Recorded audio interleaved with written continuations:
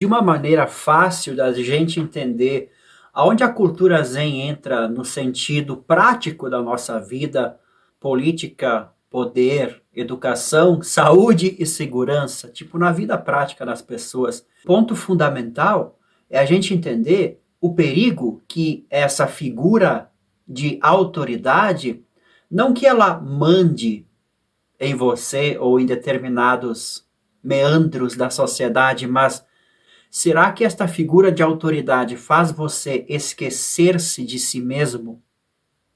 Saudações. Leandro Zen. Aqui nos Papos Além, a gente conversa sobre essas coisas culturais que interferem na nossa vida interior e vice-versa. Papos Além, Papos Além. Esse papo de autoridade sempre foi bastante importante para nós seres humanos, porque ele tem a ver com poder. E poder, ele jamais vai ser uma coisa linda e poética, jamais vai se dizer que o amor venceu uma disputa de poder. Não. O poder não é poético, não é belo. Ele traz muita dessa coisa feia da ganância, da corrupção, da ladinagem mental. E cá no Brasil, sabemos que estamos na cultura do eu vou me dar bem em cima dos outros e uma educação muito degenerada. Aí que está a figura da autoridade ou a compreensão da autoridade.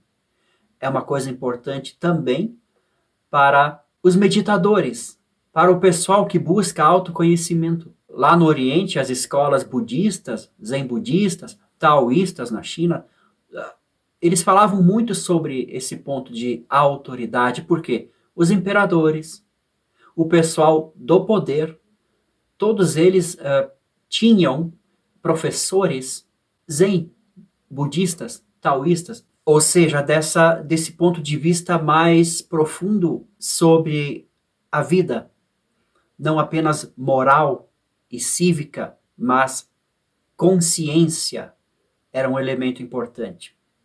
Então, todo o ensinamento dessas escolas, dessas tradições que eu chamo cultura zen, elas traziam sempre esse ponto, consciência. Quando você chega a um determinado cargo de autoridade e poder, tanto melhor seria que você fosse um estudante de si mesmo, um praticante do caminho da sabedoria. Isso resolveria todos os problemas do Brasil? Na verdade, não se fala em países, mas se fala sempre no indivíduo, na consciência, que parece ser uma utopia. O papo é educação. Educação. Seria a gente ter um exemplo, né? Tipo, um mestre iluminado, sábio, seria um exemplo para um determinado país, né? A educação consiste nisso, basicamente, a grosso modo, você ter um personagem ideal, um nível de consciência ideal que guie aquela nação. Dá para entender isso no conceito cristão, como se Cristo fosse o ideal para os cristãos, né? Porque lá no Oriente, esse negócio de religião e dia a dia não eram coisas separadas, tão separadas. A mente era mais simples também de se lidar. Nos bons e velhos tempos do movimento Zen budista, por exemplo, na China, que foi muito grande, uma verdadeira revolução em todos os níveis da sociedade, que é interessante de se estudar. É bem curioso que isso já aconteceu na humanidade. Então a educação, ela dá voz a certos exemplos a serem seguidos. Quem são os exemplos culturais no Brasil, né? Nas áreas da política, das artes, enfim? Quem são os exemplos culturais do Brasil que guiam a consciência, o subconsciente do povo brasileiro? Esse papo de meditação cultura zen pode parecer muito infantil quando tratado de uma maneira assim muito terapêutica, pessoal, mas quando você entende que pode haver uma educação para a meditação, uma educação para a consciência, e que esta consciência muda a cultura, e que a cultura muda os, então, jogos de poder, você entende mais a seriedade do que está se tratando, e o poder por si só é que começa a ser visto como infantil. Porque o poder por si só, ele é governado por mentes medíocres, gananciosas, etc. e tal, que só fazem porcaria para se dar bem na vida. Tem aquela frase, né, que diz que você só precisa de poder para fazer o mal, para fazer o bem. Você não precisa de poder nenhum. Logo, a palavra sistema vai aparecer na conversa. O sistema está corrompido. O que é o sistema? As famílias mais ricas, que tem no Brasil, as famílias mais ricas não passam de 50 famílias, elas têm certas defesas, elas têm umas guardas pessoais que as defendem, que as protegem de qualquer problema judicial que possa acontecer. Então, todas essas repartições do governo são diretamente ligadas a essas pessoas mais ricas. É disso que é feito o sistema. É poder mesmo. A riqueza, os órgãos estatais e a mídia, no final, para acalmar as opiniões públicas, ou seja, da gente, que não tem nada a ver com o verdadeiro país onde essas pessoas vivem. Nós vivemos num outro país. Nós somos tipo o gado mesmo, né? Os animais sendo sugados. E essa pirâmide de poder, é natural que ela se forme assim, a nossa mente humana é assim. Aí entra o autoconhecimento, o saber lidar com a mente, com a ganância, com a raiva, com a ignorância, com as ilusões da vida. Isso tudo vai moldar muito o nosso dia a dia, a nossa maneira de tratar a comunidade. Se a gente se desenvolve tendo como exemplos de educação, como guias, pessoas completamente imbecis, ignorantes também de si mesmas, então tudo há de se perder, né? Porque aquela coisa, quem não conhece a si mesmo vai ser comandado por outras pessoas que também não conhecem a si mesmas. E esses papos além têm sido intensificados muito na busca pessoal, como eu disse, por parte de uma busca assim de saúde mental, de uma terapia pessoal. Mas isso tem que ser levado, trazido de volta ao plano, ao debate cultural e político. Porque o sistema é feito de pessoas. Se não há consciência individual, não há pessoa nenhuma. Aí que está.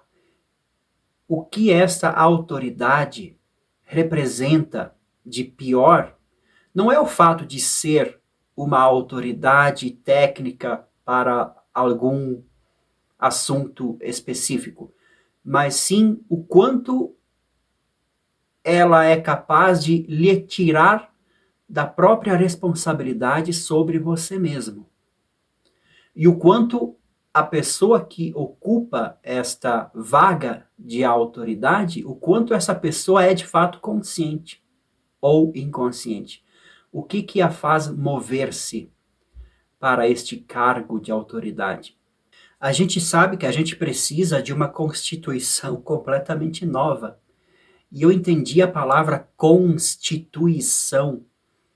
Ela começa com consciência, né? É a mesma raiz, consciência. Um povo inconsciente é praticamente bárbaro, né? bárbaros são movidos apenas por fatores muito infantis, sim, de posse, de ser maior que o outro, de passar por cima do outro.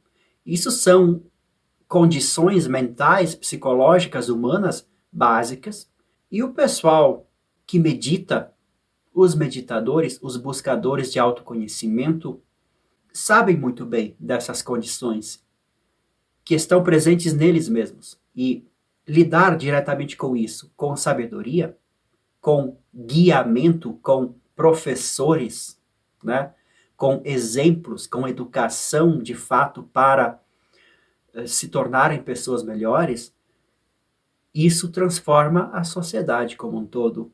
É certo que você também sempre percebeu que esta é uma falta básica na nossa sociedade, mas ninguém fala sobre isso, né? Todo mundo tenta resolver as coisas politicamente, constitucionalmente. Por isso que a gente tem que entender que a Constituição, ela não vai ser escrita de fora para dentro. Se ela for assim feita novamente, vai dar ruim, vai ser escrita pelo lado ignorante da nossa mente, vulgo pelos ladrões, ladrões escrevendo as leis para si mesmos. Em quem devo votar? Em quem devo acreditar? Qual música devo ouvir? Como educar os meus filhos? É uma questão importante. Quem diz como educar os meus filhos? Quem coloca os padrões, os guias, os exemplos do nosso povo? Ou quem eles querem usar como exemplo? Será que eu tenho medo de assumir uma própria responsabilidade sobre a minha vida? Será que eu estou sendo ensinado a não ser livre? Será que existe, você já sentiu nesse país uma dificuldade de ser livre? Talvez não com essas palavras, mas uma dificuldade de empreender, talvez. É uma dificuldade de ser livre. É alguém agindo por fora além da sua consciência. É alguém que não quer consciência do indivíduo. Talvez alguém acredite que se a gente for livre, a gente fica à mercê da violência, mas na verdade é o poder que é a grande violência. O poder sobre outras pessoas é uma grande violência. Tá? E este poder ele não precisa vir de artefatos físicos. O poder é um artefato invisível, psicológico, astuto. É base da nossa cultura humana que autoridades surjam na comunidade. Autoridades políticas, de organização, autoridades de religião, os sacerdotes, autoridades artísticas, vamos dizer assim, figuras artísticas que conseguem, trazem toda aquela linguagem da estética de um povo. Trazer consciência para esse belo quadro social é fundamental. Sem consciência, tudo isso fica feio, regido pela ignorância. O que é esta consciência? É a única autoridade. É a verdadeira e única autoridade. Tinha uma figura, o professor do taoísmo, um dos grandes guias dessa escola, é o Lao Tse. Não se sabe se ele é de fato uma figura que realmente existiu ou se ele é um personagem que representa toda essa tradição. Ele falava muito sobre poder, autoridade, dentro do ponto de vista do buscador, do meditador. Para entender isso, com um exemplo brasileiro, aconteceu há pouco tempo aqui no Rio Grande do Sul, durante a época das enchentes, o próprio povo reconstruiu uma ponte que o governo orçou em muito mais o valor e levaria muito mais tempo para fazer, e o povo foi lá e fez. Esse é um exemplo de uma das frases mais belas de Lao Tse a respeito de poder, de governo, de autoridade. Dizia ele que o melhor governo é aquele que não aparece muito e que deixa as pessoas em paz. Então as pessoas dizem, eu vou lá e faço. Isso é um fenômeno de florescimento da consciência humana da maneira mais livre, responsável e bela possível. Então, primeiro, esta consciência que nos torna indivíduos realmente presentes na comunidade, integralmente presentes, reais, partes da comunidade, respeitados, integrados. Primeiro, a consciência. Esta consciência, conduzida desta forma livre, molda a cultura do povo, da comunidade. E esta cultura, por fim, vai se traduzir nas leis e na obediência das leis. Então surge a palavra autoridade, mas ela surge com todo este caminho, com todas essas camadas muito bem fundamentadas de dentro para fora. Se você quiser resolver isso de fora para dentro, vai dar muito conteúdo, muito podcast, briga, confusão, mas não vai haver luz, não vai haver consciência, inteligência. Aí esse papo de educação para meditação, aí os papos além, que parecem, a princípio, bobagem, mas que não são. Nas tradições mais antigas de meditadores, de buscadores verdadeiros, eles veem que o mundo interior e o exterior é o mesmo. Não há divisão, e no mundo interior não existe a menor possibilidade de corrupção. Corrupção funciona muito bem no mundo aqui fora, mas no mundo interior não rola. Você não vai evoluir como pessoa, como consciência, pagando a consciência para ela te deixar passar. Mas então é isso. Se você quiser saber mais sobre cultura Zen ou sobre os produtos aqui da Mantra Cultural do canal, se você quiser trocar mais uma ideia sobre isso, visite os links aqui embaixo e até o próximo vídeo.